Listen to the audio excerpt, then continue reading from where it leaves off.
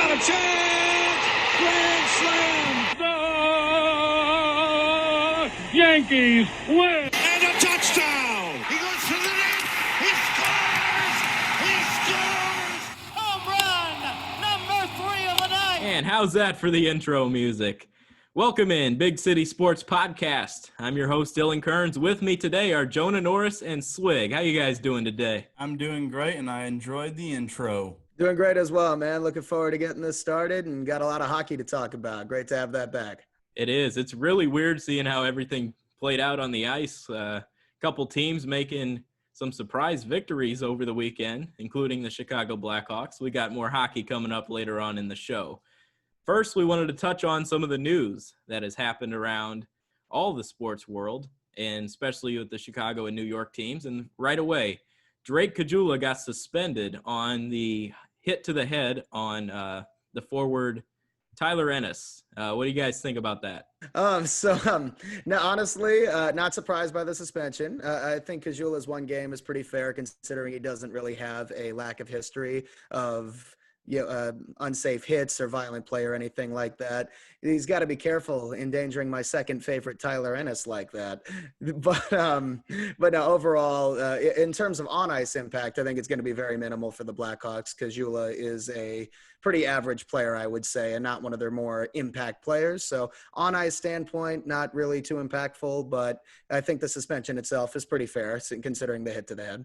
Yeah, it's honestly, I think it is going to be kind of hard to replace his production in the lineup. I mean, he's a scrappy player. They're already without Andrew Shaw this year, but it'll be really interesting to see how it all plays out for him.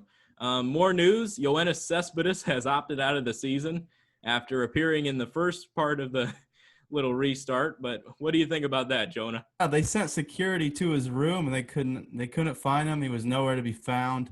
The Mets aren't really losing much, I would say. He's hitting 161 this year with one homer. Yeah, very weird news for Cespedes and the Mets. Next topic for the news, Nate Solder has opted out, the tackle for the Giants. Swig, you're a big Giants fan. Very interesting news there.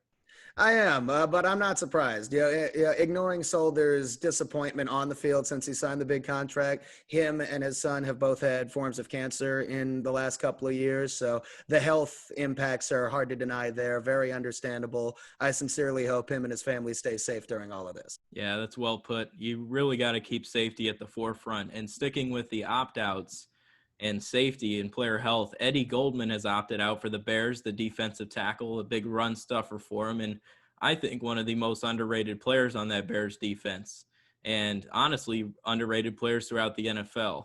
Yeah, Dylan, you hate to see it. Nose tackle Eddie Goldman opting out. Bears have a great defense, and players like Eddie Goldman are what make the defense so great.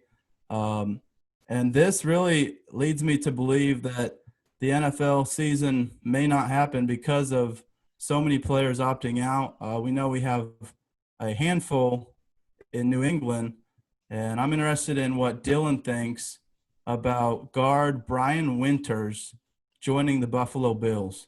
Yeah, that was a very surprising cut by the New York Jets, a guy that started on their offensive line last year.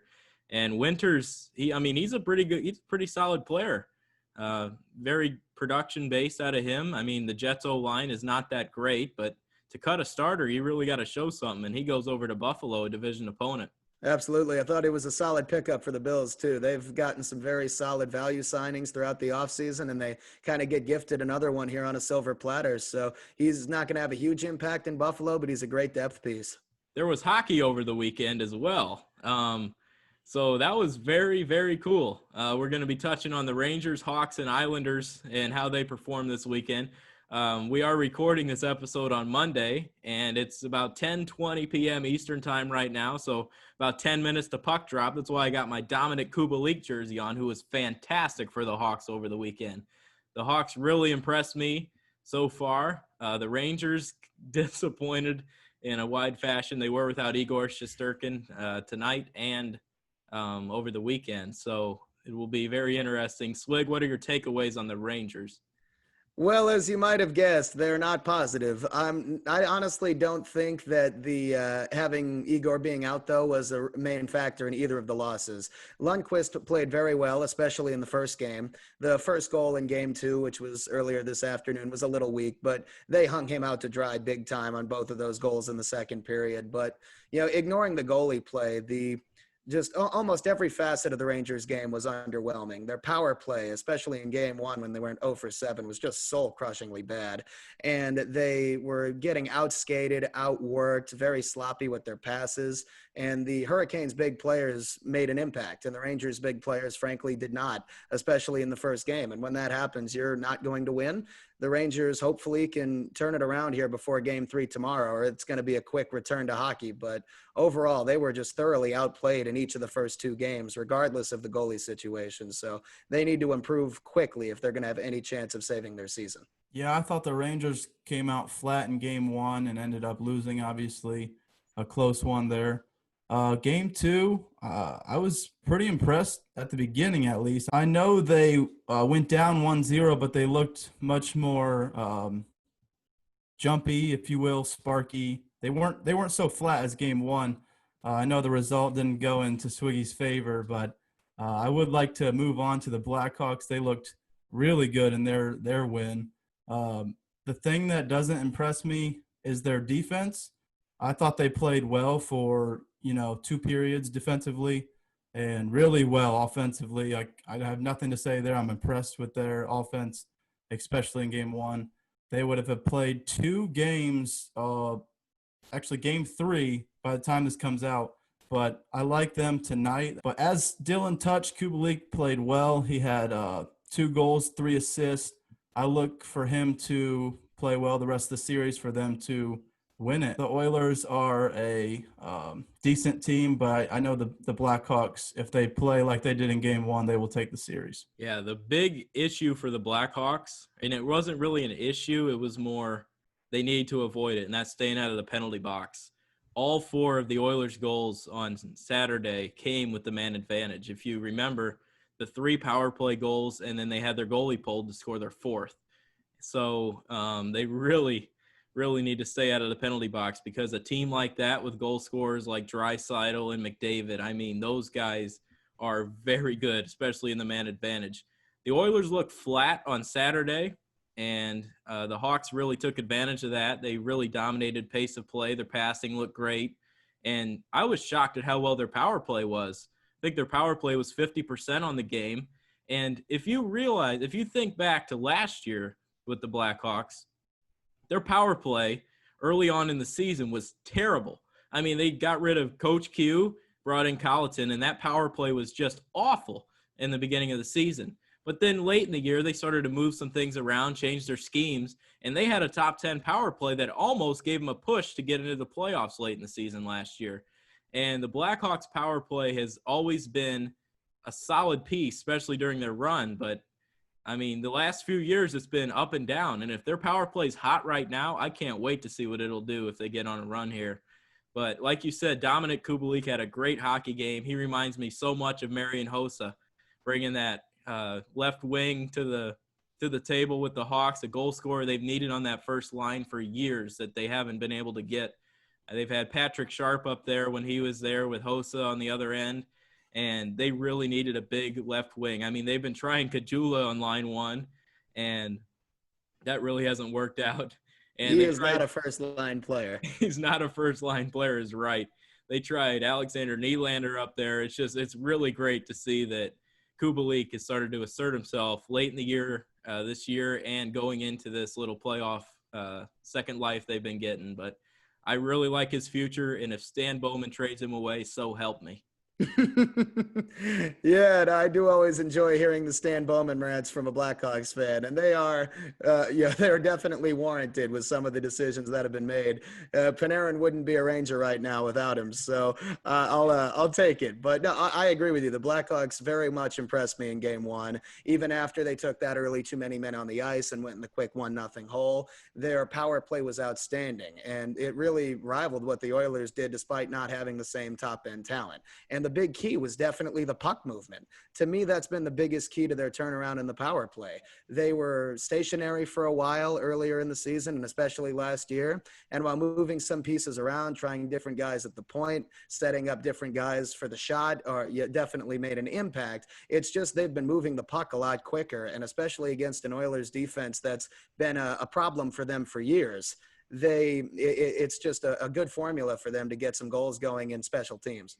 In spite of having a few down years, talking Blackhawks, I think they have many players that have won 3 cups or even multiple cups with the Blackhawks. And I think that if they can get it going in this March Madness type style, it's going to be some fun hockey for the Blackhawks. Yeah, it's going to be very, very awesome to see how this little short season will work. Short playoff season, that is.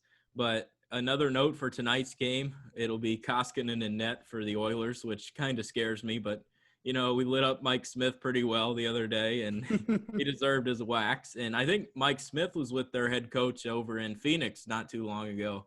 Yeah, so with him being together with him in Phoenix, it sort of felt like, they're really, really close between the goalie and the head coach. And I was shocked to see him go out in the second period after getting lit up in the first. But maybe that trust between the two of them has always been something there. So they decided to go and stick Mike Smith back out on the ice in the second period, in which he didn't last, as the Hawks scored another goal jumpy right out of the start. And then it brought in Koskinen. Koskinen looked pretty good in relief. We'll see how he plays tonight. But what are your takeaways on the Islanders so far that series? What do you think?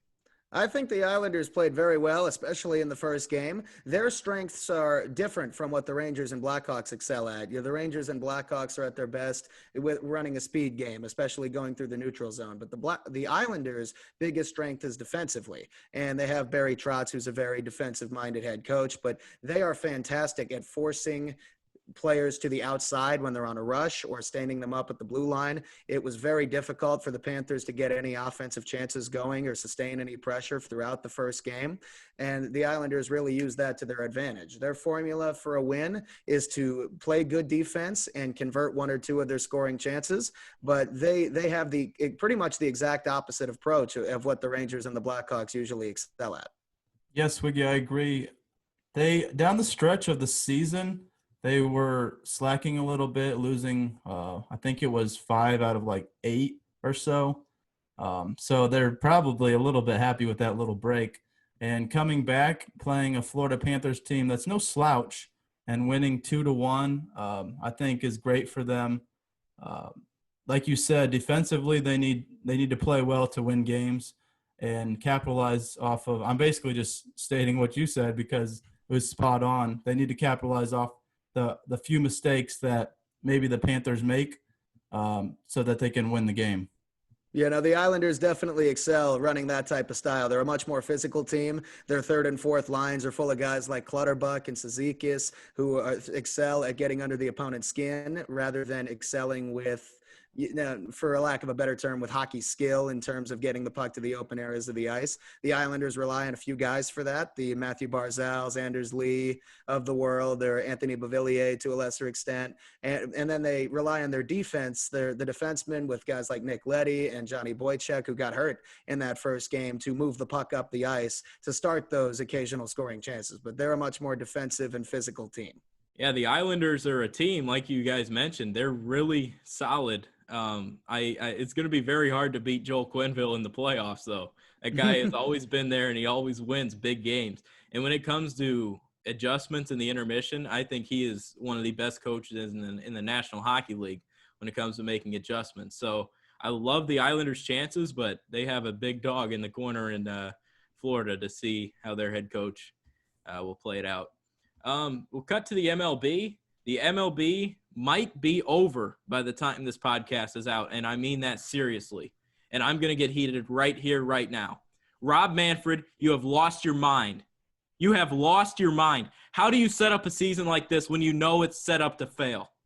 You have guys going out partying. You have guys going out to the casino. You have guys out on the town, and then they get tested. They come back bad. They can't play. It suspends teams on the other end. You set up the schedule. These schedule makers should be making more money than the owners this year because they have been chopping at every single game, trying to make everything work in a perfect world of trying to set this season up, which is going to fail miraculously. And when they set up this season like this, the way that Rob Manfred did, they're like, we're wasting our time because this guy doesn't have any clue on how to run a freaking league. I mean, honestly, this guy has set up the league to fail. And I highly doubt we're playing baseball into next week because this guy has lost his mind. He's a businessman at heart. He doesn't love the game. He calls the trophy a piece of metal. And I am just furious with how he's been taking this. You have to set it up for it to succeed. And by doing that, you need to put protocols in place of sticking your mask on and isolating in the hotel. You can't be going out to all these other places because it's going to get around and it's going to suspend games, which is going to cause it to move on. You're going to have to doubleheader about half the season because the way that these players are acting. I'm hot. What do you guys think? Jonah, you go. Yeah, Dylan, I actually kind of disagree here. I do think Manfred has lost his mind in so many decisions over the past few years. This year, I think the Players Association, we saw it. They didn't want to bubble like the NHL and the NBA. So I don't agree with everything. I usually do agree with you, but on Manfred, I think he's doing to say that he's doing all he can maybe is a lack of a better term or lack of a better word I can spit out. But I think that he is implementing rules that we'll see down the stretch, like the seventh inning, the doubleheader. I kind of like that. I don't know about you guys, but the guy on second in extra innings, I know Swiggy doesn't like that. I kind of do. But, yeah, I think this union-based league is going to be – Manfred doesn't really have a lot of say in a whole lot of it. So I think that the biggest mistake is Manfred not wanting to play in a bubble, and the association or the Players Association didn't want to play in the bubble. So I think he should have re-evaluated that. I'm going to go on to Swiggy and ask what he thinks about this situation. Well, neither of you are going to be surprised that Manfred is not my favorite person in the world. Even before this unprecedented type of season started, I'm not a fan of the rules he's tried to implement, and I'm not a fan of his approach to the game. I agree with what Dylan said regarding he's not passionate about baseball. He treats it like a business. And we saw a lot of that in the negotiations for trying to get this version of a season started. There were the countless negotiations regarding the prorated salaries for the players, which was the biggest sticking point throughout all of it. And the only reason there's a season going on at all is because the Owners and Players Association agreed to that option where Manfred could just have them play the 60-game season at the fully prorated version. And that's what we have for now. I'm very skeptical that this is going to last more than another week or two because the Cardinals have become the second team to have a big outbreak after the Marlins. And the logistics of playing the games where the teams are still traveling is just – it's just not thorough enough. And things like this are going to happen with some of the more undisciplined players, undisciplined teams. And it can only take one guy to cause a team-wide outbreak. And we've seen that twice already in a week. So I agree. I don't like his approach to it. I don't think it was thought all the way through. And the only reason there's a season at all is because they left that option out. But the negotiations for the prorated salaries, they accomplished absolutely nothing for long-term baseball success. And some of these rules that they are implementing to get the season in are illogical at best. So I'm not thrilled with the on-field impact, and I'm really not thrilled with the long-term impact with the labor negotiations that are going to have a lot of problems going forward. Yeah, Rob Manfred. Yeah, I mean, we both are right on with that one. The rule changes. I love the runner on second base, Swiggy. I love it. I mean, it's like the shootout in baseball. It's a shootout in hockey. You know what I mean? But, man, I loved it. I mean, obviously the Cubs haven't been bitten by anything like that. But, I mean, putting the runner out there, the strategy has already been taken away with the DH in the leagues. So you can't really do the double switches and stuff. So the strategy really comes out at second base. And we saw in the game of the Cubs-Pirates over the weekend on Sunday, the Pirates had their runner on second thrown out in both of their 2 innings with the runner on. I mean, he was the first out of the inning. The play at the plate, which had a collision with Contreras. Thank goodness both parties are okay. and he got picked off in the other inning. So it's very interesting. Do you bunt him over? Do you hit the home run? What do you go for? I love it. It just brings out the best, and I love that rule. I definitely can't agree with that one. I know that there's going to be less strategy, but as much as I don't like the DH, we all knew that was coming. But the runner on second in extra innings is such a trivial way to end the game. My biggest problem with it, in addition to I don't like how it forces these games to end quicker, just to appeal to try to appeal to these younger viewers who stop watching in the eighth inning anyway. The runner on second rule is definitely not my favorite. I know I'm a little bit biased on that just because I've loved the extra inning aspect of baseball. To me, it's, without the runner on second, it was always the most interesting to watch as a fan. The stakes were already higher, but you made the comparison to the shootout in the NHL, and I get that. So does that mean that we are not going to have this runner on second base in playoff games, right? Fair. I hope it's not. I love it for the regular season, but I hope it's not in the playoffs. Look, in general, I always think that the 15, 16, 17 inning games are the most fun and wackiest to watch. I love seeing the things where these pitchers end up playing left field, or you get these unlikely heroes. And I just think the logic behind it in terms of protecting the pitchers, first of all, that's not working. We've seen a couple dozen pitchers already get injured across the league. We saw it with Ohtani over the weekend and Canely for the Yankees and Mike Soroka tonight. That happened about an hour before we started recording. I think when I was watching the Yankees game on earlier tonight, and I think they mentioned 27 or 28 pitchers have already hurt their arms with less innings, and the extra inning rule is just not helping with that. But yes, it does cause the game to end faster. Fine, I guess. You're appealing to the attention span of 8-year-olds, and you're not doing a very good job at that, frankly. But if you're going to have the runner on second, I still make the argument that it should start in the 12th or the 13th inning, because only a fraction of games even make it to that point. And that way we can still enjoy 2 or 3 extra innings of baseball under normal rules when the game will most likely be over anyway. So to me, it's a good happy medium between people like me who prefer an old school game and people who are a little bit more adaptable to the modern way of baseball. I love the one thing about sitting in the stadium. If you're a spectator at the games, I want it to go 40 years. I mean, I want the game to go on forever. I love being at the ballpark, and I love sitting there watching the game. But like you said, I love the idea of the 12th inning in a regular 162. I hope it doesn't go away, but it still lingers around, sort of like that. Oh yeah, if we get here, we have this to play with. So I really do. I hear you out on that one, but for a year like this, I think it makes sense. But if we're sitting in the seats, I want it to go forever. I'm an old school baseball guy, but I love the way that this has been playing out so far. Yeah, I think it's safe to say that COVID-19 is why they implemented that rule, but I'm with Swiggy and Dylan. I'm not a big fan of it. Well, Dylan was a fan so far, but that's pretty biased of you, Dylan. The Cubs won on a 10th inning single.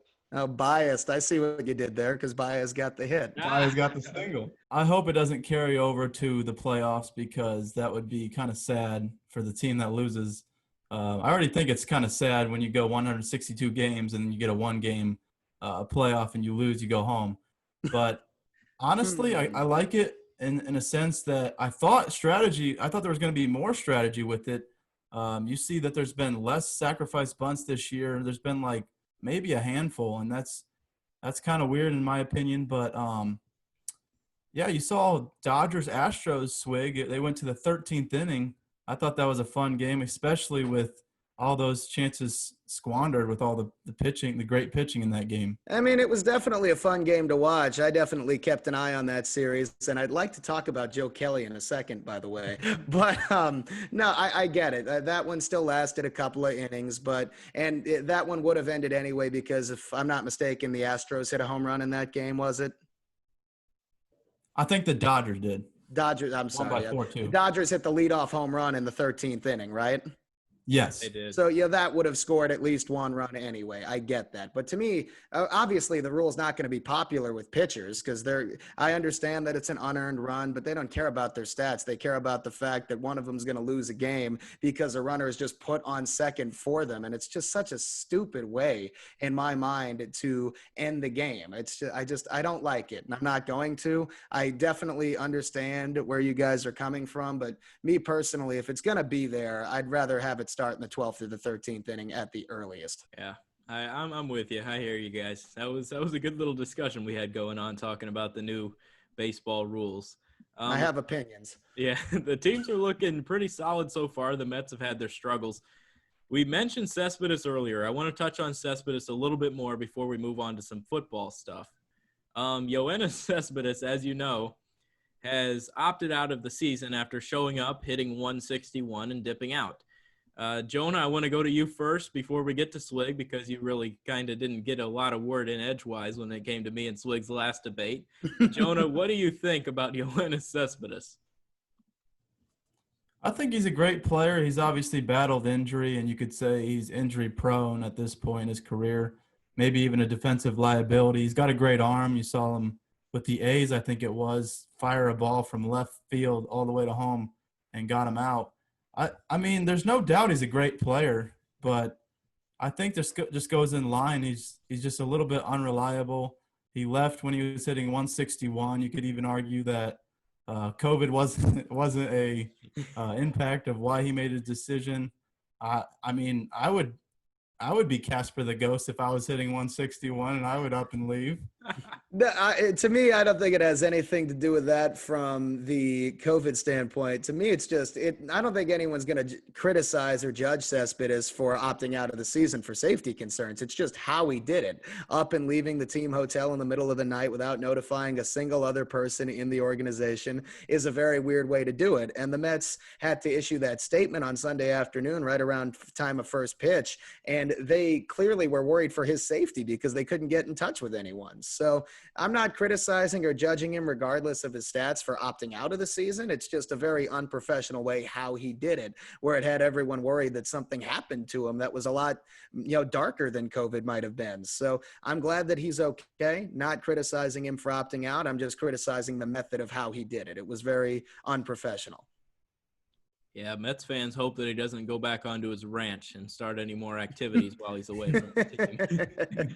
But we will transition to football. Matthew Stafford and Gardner Minshew are the only two quarterbacks right now that have tested positive. Do you guys think an NFL season works this year? I do, because I think we're still a long way away from NFL. I mean, I think we're about a month away, and they said no preseason, if I got that right. Mm-hmm. So all these testing positive aren't going to be a factor in the season, in my opinion. It's going to be that, you're still going to have to quarantine and whatnot for 2 weeks. But if we get into September and we still have a lot of people testing positive, I think that cutting the season short might be our only option. Me personally, I don't see how it's possible at the moment. We've talked about how baseball is on life support right now, and baseball rosters have a lot less representatives per team. They have smaller rosters, smaller staffs, smaller training employees, doctors, you name it. And baseball's having enough trouble. You take a look at an NFL roster, just every single team is going to have a minimum of 53 players on it during the regular season. That goes up to 90 during the off season. And then you have a couple dozen coaches and a couple dozen video editors and scouts and front office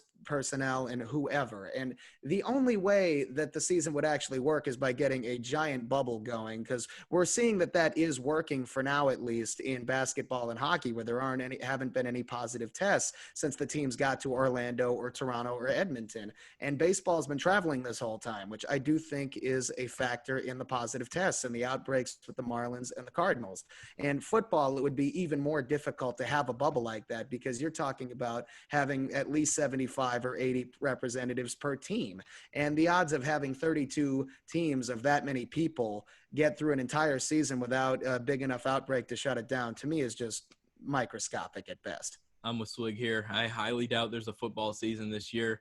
I tell you what's going to be really, really frustrating for Bill Belichick is he's not going to know which players have COVID on the other team and how he's going to game plan and scheme for all these people. And it's just going to eat at him. He doesn't have his full roster with players opting out like Patrick Chung, Dante Hightower, their right tackle. I mean, wow. So Bill Belichick's really going to have a field day when it comes to picking out the game plans for the other teams. But because, I mean, he could honestly be preparing for a starting quarterback, and then one goes down, and then, boom, he got the backup. So it's going to be crazy for Bill Belichick. And not just him, but coaches all around the league. And even fantasy football, you're going to be drafting people on your teams, and then all of a sudden you might be losing them. And that could lose you some money. It could lose you some bragging rights with your friends. And honestly, it's not a good look for anybody. So when it gets to the football side of things, with like the gameplay, we touched on it last week a little bit. It's not a socially distant sport unless you're the Giants offensive line, I said. But it's not a socially distant sport. It's not something that you can just go out there and distance yourself the way that baseball can in some sorts. And that's what is more frustrating to me about baseball is it's not a sport where you should be shut down, but the way that they're acting off the field is the reason that it will. And but for football, I'm with Swig. There's a lot of personnel. The NFL is as much an entertainment business as it is a football business. And with all that going on, you talk about the media, the press box, all that stuff. It's a disaster just waiting to happen. And training camp starting here soon. Some teams have already reported, and it's going to be really crazy. Well, there was the team that had the rookies report, and I believe 5 of them have already tested positive for COVID. I don't remember which team. I apologize, but it just shows how quickly that it's going to spread. And I don't think it's a matter of if in any of these sports, but especially football or baseball that doesn't have the bubble, but it's a matter of when this is going to spread to enough players on whichever team or multiple teams that forces it to shut down. It's just, and we're seeing dozens of players across the league already opting out. We talked about Solder and Goldman and several Patriots players, and you can argue whether it's legitimate all you want, but you get enough players opting out, the quality of play is also going to drop, going back to the on-field aspect. But overall, the only way this is going to work is if the league can somehow ensure the players and the staff's safety, and I just don't see that being realistic with the traveling party of 80 guys per team. Another interesting thing to note is that unlike MLB and the NBA and maybe even the NHL, the NFL has a lot of coaches that are up there in age. And it's a scary thing because, you know, if one person, I hate to say it, but if one person or one coach dies from it, I think you got to shut basically all sports down, maybe not the bubbles, but it's really scary. Yeah, you mentioned the coaches up there in age, and that's a very scary thing. Like Pete Carroll, he's been around for a long time, and that would be terrible news. Yeah, it's crazy. You don't want any of this bad stuff to happen. I just hope that by the time the NFL season gets rolling around, especially October, that there's a vaccine for it, and it's enough to where we can keep playing ball. Because I can't imagine a Thanksgiving without football. It'll be so weird. And Swig mentioned the product on the field being watered down to a sort when you talk about players opting out. And I'm right there with them. You looked at the talent level in the XFL and the AFL or whatever that was. They had the Alliance a few years ago. The offensive line play was awful. I mean, some teams in the NFL don't have a line to begin with, but if there's some people that get hurt, I mean, that offensive line, I mean, the quarterbacks are running backs are replaceable. We've already seen that. But it's just you don't know what you're going to be getting. And like Swig said, it'll be watered down football. Well, even as much as I've been enjoying watching the hockey games and the baseball games over the last 10 days, and I think the intensity of the NHL especially has been pretty good, all things considered, there is still a noted sloppiness to the play. There's a lot of simple passes that aren't being made, and that's to be expected with 5 months off, and we're seeing some simple mistakes in baseball as well. So even if everyone's healthy, with a long layoff and a shortened off season and less practices, there's going to be a drop-off in the quality to some extent, but that's the lack last priority right now. They have to make sure that all the players and coaches and staffs, and then also their families and friends, are safe when these guys go home at night, if there's not going to be a bubble, or they're safe when they get to their hotels. And it's just it would take a lot to overcome it. So obviously, being a huge football fan, I know you guys are too, from a selfish perspective, we want to have football to watch and we want things to return to normal, but I just don't see that being realistic for the near future at the very least. Yep, I agree with you right there. There is breaking news. Swig mentioned the injury to Mike Soroka. He will be out for the year with a torn Achilles. Not good news for the Braves rotation. We just thought that we'd throw that in. You probably, it's not news when this comes out on Thursday, but Monday, right now at 10:58 p.m., it's not a sign that we want to be joking about, but it's a very serious injury for Mike Soroka. You think back to pitchers with Achilles tears. You saw, I think it was Tim Hudson not too long ago when he was pitching. He got stepped on at first base, another Atlanta Brave. It's just very sad to see because hopefully that drive's still there in the leg, and it's just rough stuff right there. We want to touch NBA a little bit coming up. We have just a little bit left here on this podcast, but the NBA, what are some sleeper teams that you think that could surprise some people during this bubble? I mean, obviously the Bulls and Knicks aren't in it. They're trying to figure out their own problems, but who are some teams that you think might come out and surprise some people? Well, being a Pacers fan, I'm not going to say the Indiana Pacers, but I do think they're a great team and they're pretty solid all around. TJ Warren, a little mini Kawhi Leonard, going off for 53 points the other night. 34 more today. 34 more today. That's right, Swig. A sleeper team, I'm going to have to go with the Thunder. I think they've got a solid team. They lost today, but I don't think that losing Russell Westbrook, their team didn't really get worse, if you will. No doubt, Russell Westbrook's a good player. Don't get me wrong on that. I think the Thunder being 41-25 is a decent record to what Dylan wants. Sleeper. No, I think the Thunder are a team to keep an eye on, but overall, I wouldn't call them one of my sleepers. I do want to give a quick shout out to Shai Gilgeous-Alexander, though. He's had a really good season. You can't ignore having Chris Paul there as a leader for that team. But overall, there are three sleepers that I would keep an eye on. The first one for me is the Utah Jazz. I know that they have some drama going on with Gobert and Mitchell kind of starting all this from a sports world perspective. Gobert's first positive test was the one that really shut it down, but the Jazz are a team I've been pretty high on to some extent the last few years. They always have a very well-coached, solid defensive team, a solid, well-rounded roster, and you got a mostly younger team, and Gobert, ignoring the logistics of the sports world for a minute, he was having an outstanding year. Donovan Mitchell's obviously really talented, and their defense is a good contrast to the very fast-paced offense that most of the Western Conference has going, so I think they're a team to watch out for. The second one I'd throw out as an option to maybe upset a round or two would be the Mavericks. I think they got a lot of talent with obviously Luka and KP. I miss Porzingis, but they have a very young, talented team that you have to watch out for. And then the third one, I want to go east a little bit, is the Miami Heat. Mm-hmm. I think they have a very, very talented, above average, and extremely well coached team. I don't think Spoelstra gets enough credit in that regard, and I like the Andre Iguodala pickup for them. So if we're talking sleepers, I think they're the best chance to come out of the East, ignoring the Bucks or the Celtics. You guys consider the Denver Nuggets a sleeper? I don't think they're a sleeper, but I think they're a team to watch out for. They are a team to watch. I have a team like that too, Dylan. Okay. Fire away, Sparkles. There's not much disagreement in that. And those three sleeper teams, I think all those teams have a shot at, if not the title, maybe going decently far. I'm going to throw out I know you guys might laugh, but I'm going to throw out because they're pretty good. They might not be a sleeper in your mind.